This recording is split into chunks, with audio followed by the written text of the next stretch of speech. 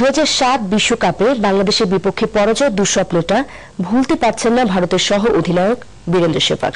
তাই 19 ফেব্রুয়ারি মিরপুর স্টেডিয়ামে বাংলাদেশের বিপক্ষে উদ্বোধনী ম্যাচে প্রতিশোধ নিতে চান বলে ভারতের টিভি চ্যানেলকে জানিয়েছেন Sehwag.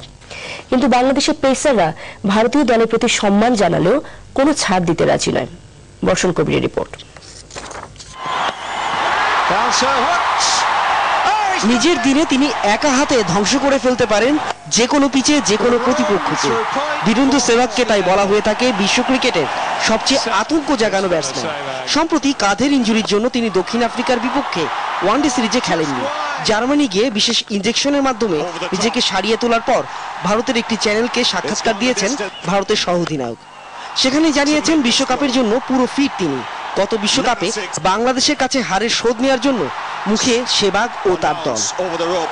In Bangladeshi people are expecting from Bangladesh to beat India again, but this time we are prepared well, so hopefully we'll beat Bangladesh in Bangladesh on opening day.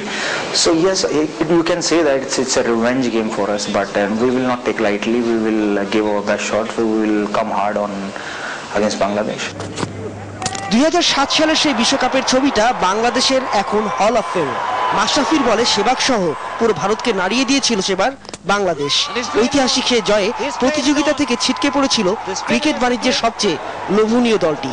Sehwag সহ ভারতের অনেক বড় ব্যাটসম্যান যে সেই বেদনা ভুলতে 19 ফেব্রুয়ারি মাঠে নামবেন তা জানা আছে বাংলাদেশের পেসারদেরও। আসলে লাইনে বোলিং করে ওরা তো আর ঈশ্বর না, যে ওরা ঈশ্বর না যে প্রতিদিনই 300 মারবে বা এরকম কিছু। ক্রিকেট খেলে এমন একটা জিনিস, হয়তো আমার ফার্স্ট বলে আউট হয়ে যেতে পারে, ফার্স্ট বলে 6 মারা যেতে পারে। তো এটা আমি চিন্তা করতেছি না। তো আমি চিন্তা করবো যে মোটামুটি আমার লাইনে বোলিং করা, যত সম্ভব কুইকলি ব্রেক থ্রু দেওয়ার, আর অবশ্যই ভালো করার তো চেষ্টা করবোই। সে ব্রেক থ্রুর ভিতরে আপনার আছে সচিন আছে, সেহবাগ আছে। সে ম্যাচের মাশরাফিকে এবার পাওয়া নিয়ে আকাশে জমে আছে অনেক সংশয়ের মেঘ।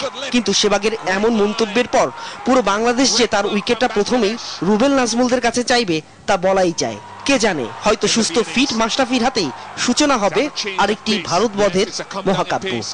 বর্ষণ কবির, এনটিভি নিউজ, ঢাকা।